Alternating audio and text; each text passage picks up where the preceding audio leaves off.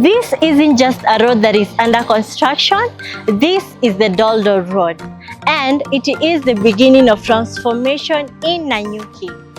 Every machine you see here is bringing access and building value in Nanyuki.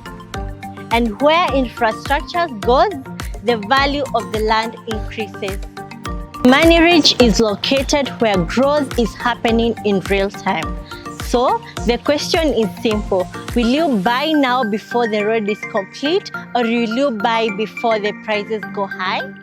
So Call us on 0769978373.